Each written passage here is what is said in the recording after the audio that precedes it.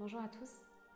J'ai été appelée à faire cette vidéo afin d'accompagner certaines personnes, certaines âmes, à vivre le processus de renaissance de façon beaucoup plus apaisante. Pour l'avoir expérimenté, c'est un processus qui est extrêmement perturbant, chamboulant du point de vue du mental, extrêmement fascinant du point de vue de l'âme, comme toujours. Elle est fascinée par tout ce qu'on peut vivre, que ce soit la dualité ou l'unité et l'amour. Aujourd'hui, il y a beaucoup de personnes qui sont en train de vivre ce processus de renaissance et qui sont dans les contractions, j'ai envie de dire, ça va parler à certains, dans les contractions émotionnelles. C'est-à-dire que cette renaissance, elle nous demande d'accoucher de nous-mêmes, comme si notre mental, notre ego, il avait pris les commandes de notre être depuis toujours, depuis tout ce qu'on connaît, avec des conditionnements qu'on s'est laissé mettre, et c'était passionnant du point de vue de l'âme, des conditionnements de nos parents, de notre famille, de nos ancêtres, des conditionnements au niveau du collectif. On n'a pas tous vécu la guerre dans notre famille, mais on a tous des mémoires quand même, qui reviennent nous chercher des fois, même si c'est inconsciemment. On a aussi des mémoires d'autres vies. Ça, je pense que j'en parlerai dans une autre vidéo. Aujourd'hui, on est tous amenés à aller vivre comme... Alors, j'entends beaucoup vivre le chaos, je dois quand même le dire pour ceux qui ont besoin de l'entendre. En fait, on vit le chaos quand on est dans le conflit, dans la lutte, parce que cette dualité, elle est difficile en ce moment dans la matière. On le voit vraiment à l'extérieur, tout est en train de sortir, c'est le chaos. Oui, parce que c'est aussi le chaos à l'intérieur de toi. C'est le chaos à l'intérieur de beaucoup de gens. Tant qu'on n'accepte pas cette dualité, qu'on a l'impression qu'il y a les bons et les mauvais, qu'il y a des choses qui sont justes et des choses qui sont injustes, que ce qu'on a vécu, c'était difficile. Voilà, et tant qu'on est là-dedans, qu'on n'accepte pas viscéralement et pas juste oui je sais tout est juste.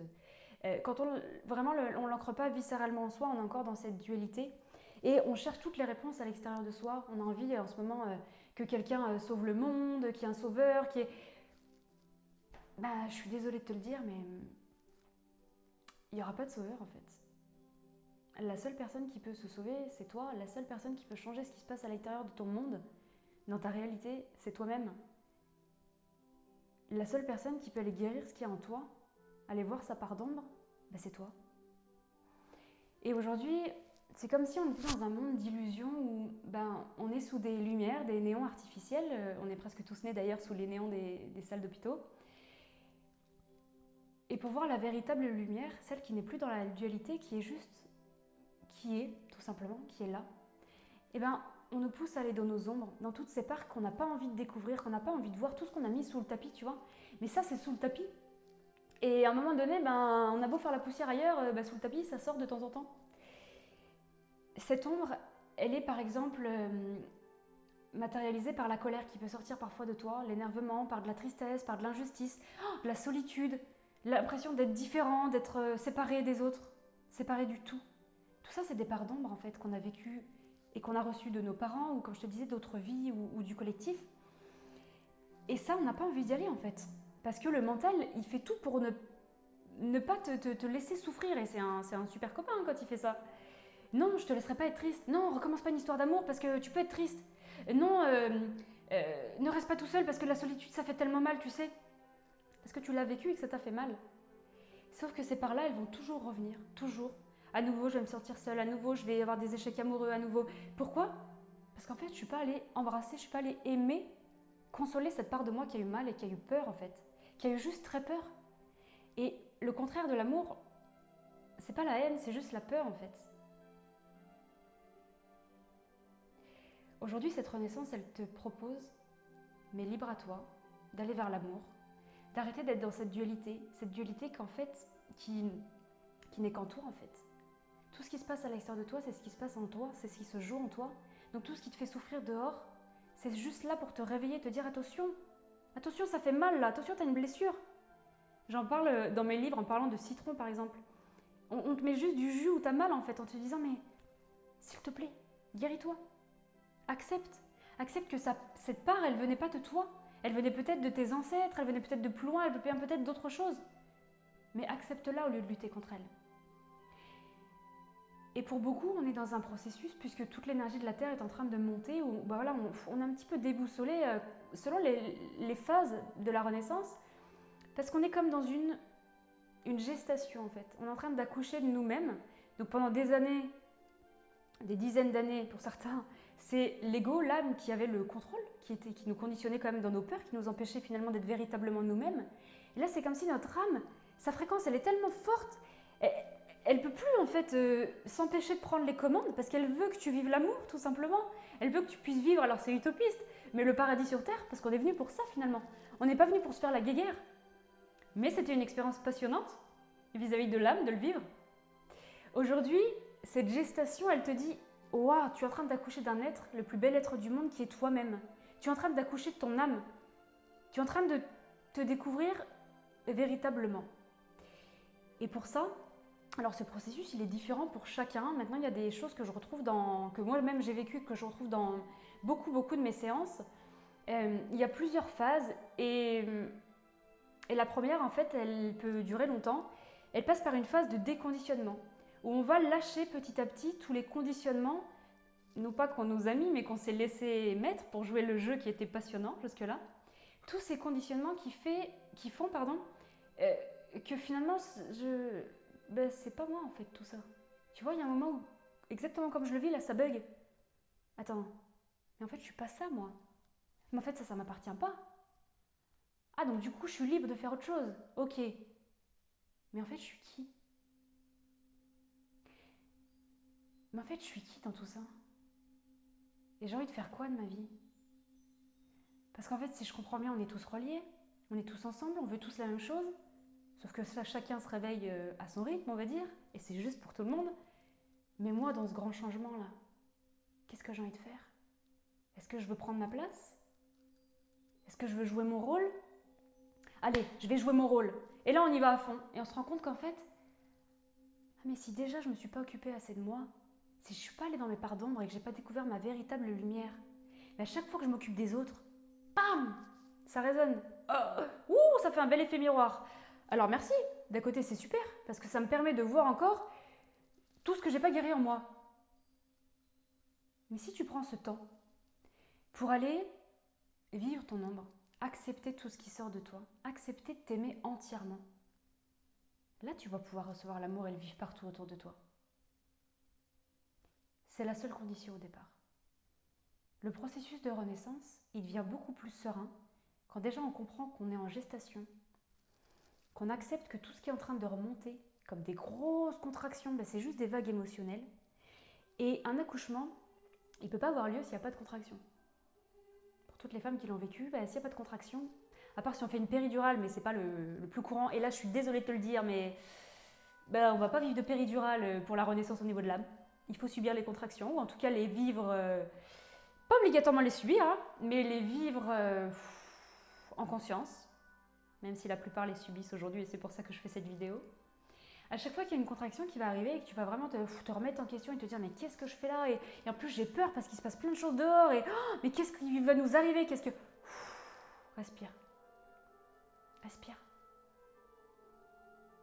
C'est juste une contraction, c'est un cadeau pour t'aider à accoucher de toi-même.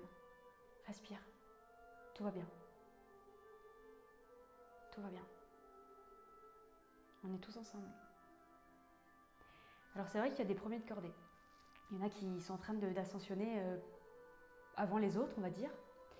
Et tout comme il y a des personnes qui ont accompagné les tout premiers, ça va être dans notre rôle plus tard de pouvoir accompagner ceux qui viennent après. Chacun à leur rythme, ils se réveillent quand ça leur paraît juste et on ne peut pas leur en vouloir. Et tu verras que quand on a enclenché ce processus de renaissance, à un certain moment, on se rend compte que le jeu, il est passionnant en fait. Au début, on se révolte, on est dans la dualité. J'ai beaucoup d'émotions qui remontent. Et on en veut aux autres.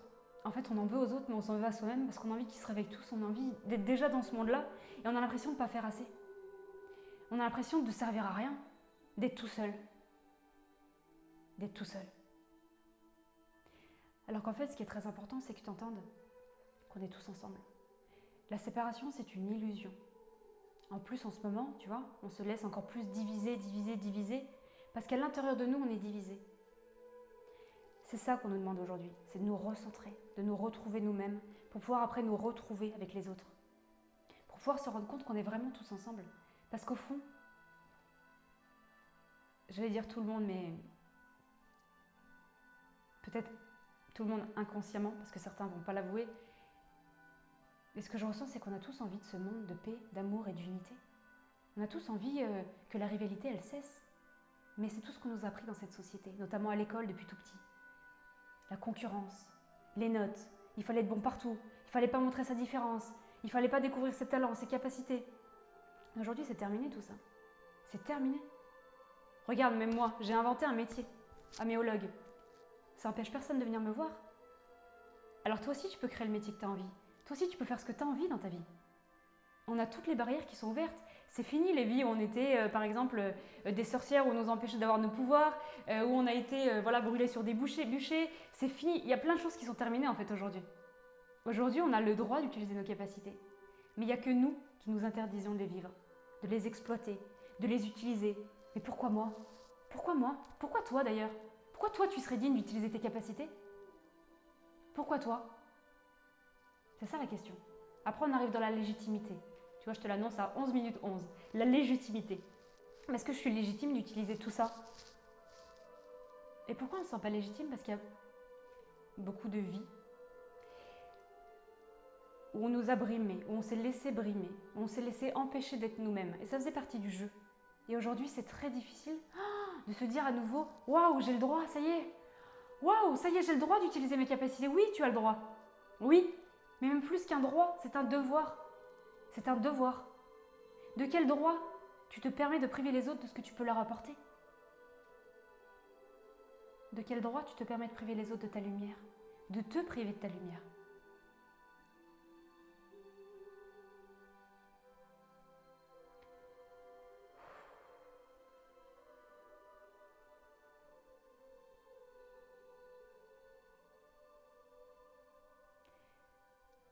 J'ai à cœur de te lire un passage de mon 5e livre qui s'appelle Je t'aime. J'ai entendu qu'il serait bien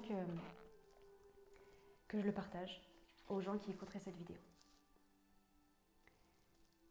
J'ai longtemps cru que les plus à même de nous guider étaient les anges, les guides, les défunts, Dieu, etc. J'avais tort. S'ils sont très forts dans leur domaine, une chose encore plus proche de toi te guide chaque jour de façon encore plus personnalisée. Elle est ton Wi-Fi personnel pour te connecter à l'au-delà et ainsi recevoir les signes et les messages qu'elle souhaite te faire parvenir. C'est la seule à savoir tout ce qui est parfaitement juste pour toi. La seule à te connaître mieux que quiconque. Celle qui sait exactement quand te pousser à te remettre sur ton chemin quand tu t'égares, parce qu'elle sait ce que tu es venu expérimenter dans cette incarnation. C'est la seule qui est en contact direct avec l'invisible et qui fait en sorte que tout s'accorde pour ton plus grand bien, celui de ton évolution. La chose la plus puissante sur Terre, puisqu'elle est une partie de l'univers tout entier, c'est ton âme. C'est toi. Cette étincelle vit chaque minute de chaque jour en toi et tu y es directement relié à chaque instant. Il te suffit de l'écouter et de prendre soin de la respecter. Je terminerai cette longue confidence à cœur ouvert en te conseillant de tout mon cœur, de toute mon âme, de vivre en étant pleinement toi-même, de ne plus faire partie de ces personnes qui se contentent de survivre sans vibrer. Ces nombreuses personnes qui passent toute leur vie à vivre à côté d'elles-mêmes. Tu restes bien évidemment libre de suivre ou non mes conseils et surtout d'agir. Je n'ai plus beaucoup de temps avant de partir, afin de commencer autre chose, avant que la vie, telle que je la connais, ne change. La vie se renouvelle autant de fois que nous le souhaitons. Sois-en sûr et fais-toi bien confiance. Le jour où tu ressentiras qu'un appel te pousse à changer. Fais ce qui te paraît juste, à chaque instant, car porter des regrets est ce qu'il y a de pire. Ne pas avoir osé de peur de rater. N'écoute que ce qui te fait vibrer. Si tu doutes, c'est que tu ne vibres pas encore assez fort. Les messages seront de plus en plus forts pour te faire comprendre qu'il faut agir. On me demande d'insister sur le mot agir. Qu'il faut agir. Il y en a beaucoup qui ont des grandes décisions à prendre apparemment. On ne peut pas lutter contre son destin. Je te l'ai prouvé dans ce livre, alors fais-toi confiance.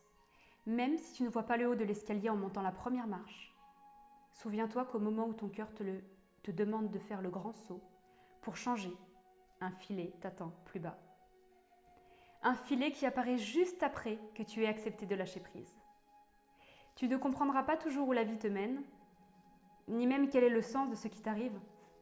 Mais un jour, quand tu auras pris du recul et regardé différemment, sans tes filtres, tu comprendras. La vie, l'univers, ton âme ne veulent que ton bien, à chaque instant. Suis le mouvement de la rivière pour ne pas avoir à te faire percuter inutilement contre les berges. Voilà maintenant mon dernier conseil. N'aie pas peur de tomber à nouveau amoureux, amoureuse. Retombe amoureux, amoureuse de toi-même. C'est le plus bel amour que tu découvriras ici-bas. Je t'aime.